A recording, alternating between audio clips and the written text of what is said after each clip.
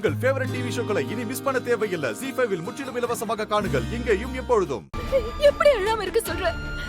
ஒரு நாள் 2 நாள் இல்ல, எப்பவுமே இப்படிதான் எரிஞ்சு விடுறான் தெரியுமா? அப்படி என்ன உங்களுக்குள்ள பிரச்சனை இப்போ? உனக்கே தெரியும், என் ஃபர்ஸ்ட் பிரையாரிட்டி எப்பவுமே என் ஃபேமிலிக்கு தானே. நான் இவனை மேரேஜ் பண்ணும்போது தெளிவா சொல்லிட்டேன், நான் வீட்டை விட்டு எந்த காரணத்துக்கு கூட வர மாட்டேன்னு. அவன் அப்ப எல்லாத்துக்கும் ஓகே சொல்லிட்டு கல்யாணம் பண்ணான். இப்போ என்ன வெளியே வர சொல்லி சண்டை போட்டுட்டு இருக்கான்.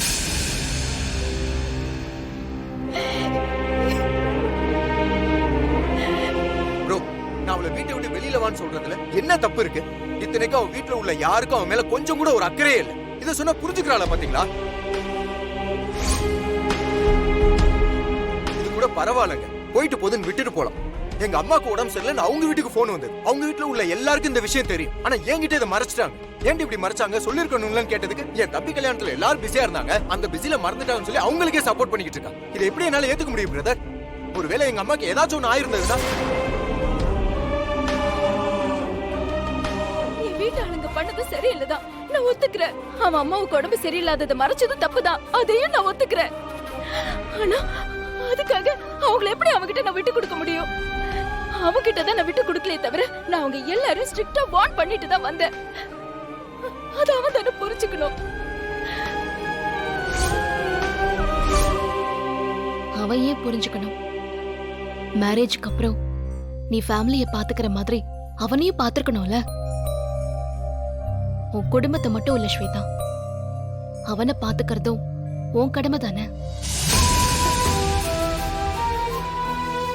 காதலிக்கும் போது அவங்க குடும்பத்தை நம்ம குடும்பம் தானே பிரதர் நினைப்போம். கல்யாணத்துக்கு பின்னாடி மட்டும் ஏன் அவங்களோட குடும்பம் நினைக்கணும்? சரி, சொல்றதெல்லாம் நியாயம்தான். அவங்க குடும்பத்தை எங்க குடும்பம் நினைச்சா அப்ப நாங்க எங்க வாழ்க்கையை எப்ப பிரதர் வாழ்றது? புரியுது பாஸ். காதலிக்கும் போது உங்களுக்கு இருந்த பொறுமையை விட இப்பதான் ஆக்சுவலா இன்னும் பொறுமையா இருக்கணும்.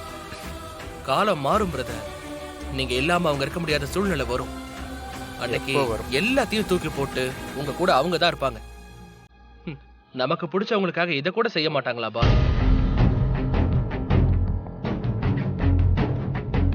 அவன் ஏன் ஏத்துக்கணும்? அவன் உன் கூட நல்லா வாழ போறோன்னு எவ்வளவு கனவோட உன் லைஃப்குள்ள வந்திருப்பான். அது கலைஞ்சு போகும்போது கோவம் வரதானே செய்யும். அவன் உன் குடும்பத்தை வேண்டான்னு சொல்லல, அதோட சேர்த்து அவனுக்கும் ஒரு குடும்பம் வேணும்னு எதிர்பார்க்கிறான். இதுல என்ன தப்பு இருக்கு?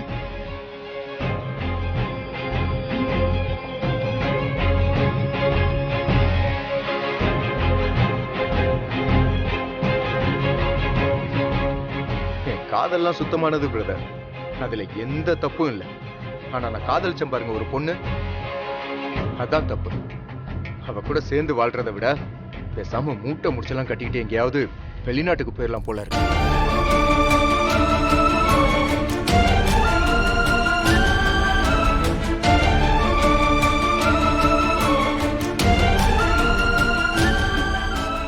இன்னும் 30 நாள்ல போக போறோம்.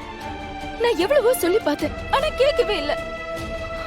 சரி, நீயாவது சந்தோஷமா இருன்னு ஓகேன்னு விட்டுட்டேன்.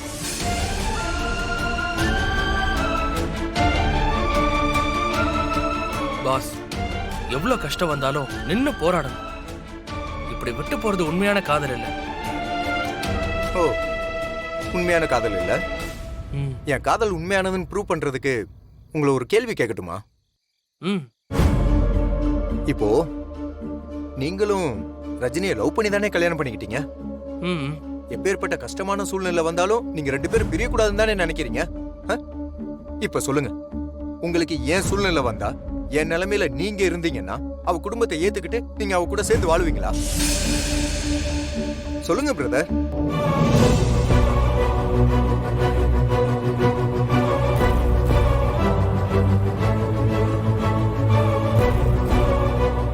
பிரச்சனைய ஃபேஸ் பண்ணாம அவனை போக விடுறது உண்மையான காதல் இல்லடி.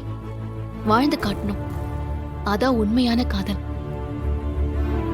சரி ரஜினி, ஏன் இடத்துல நீ இருந்து பார்த்திபன் ஃபாரின் போக முடிவெடுத்தா நீ என்ன முடிவெடுப்ப? அவனை ஃபாரின் போக விடாம தடுத்து நிறுத்துவியா?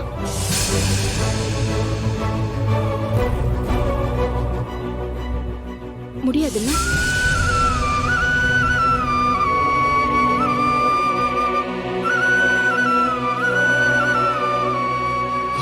பிரதர், இந்த அட்வைஸ் இருக்கே அது மற்றவங்களுக்குலாம் பண்ணும்போது நல்லா தான் இருக்கும். தனக்குன்னு வந்தாதான் உள்ளுக்குள்ள வலி என்னன்னு புரியும். ஃப்ரீயா விடுங்க பாஸ்.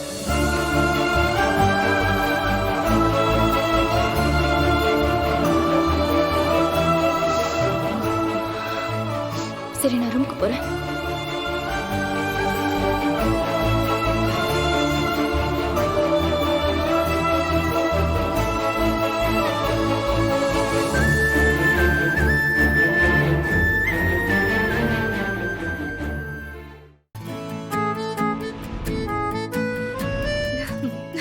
ஏ கவி, எங்க ஸ்வேதாவையும் சஞ்சீவியும் அதால் கூப்பிட்டு போயிருக்கான். யாரு? என் புருஷன். என்னடி இப்படி பேசுற? என்ன மரியாதை போதண்டி அவனுக்கு. ஏங்க என்ன அவங்க ரெண்டு பேரையும் கூட்டிட்டு வரலையா? நான் போய் கூப்பிட்டேன் பேபி. அவன் வந்தா இவன் வர மாட்டேங்கிறா, இவன் வந்தா அவன் வர மாட்டேங்கிறான். ரெண்டு பேரும் உள்ள இருந்துகிட்டு என்ன பண்றாங்க தெரியல, வெளியவே வர மாட்டேங்கிறாங்க. ஏங்க சொல்றா, அதுக்குன்னு அப்படியே விட்டுட்டு வருவீங்க? கைய பிடிச்சு இழுத்துட்டு வர வேண்டியதானே? ஏன் கட்டாயப்படுத்தி அவங்களை கூட்டிட்டு வந்து அவங்க கிட்ட நான் அடிவாங்க கொடுக்க பாக்குறியா? ஏய், என்ன சிரிப்பு ப்ரோ? ஏதாச்சும் ஃபன் பண்ணுங்க ப்ரோ, டென்ஷனா இருக்கு. என்ன வெள்ளை காக்கா அங்க லுக்கு விடுறேன்?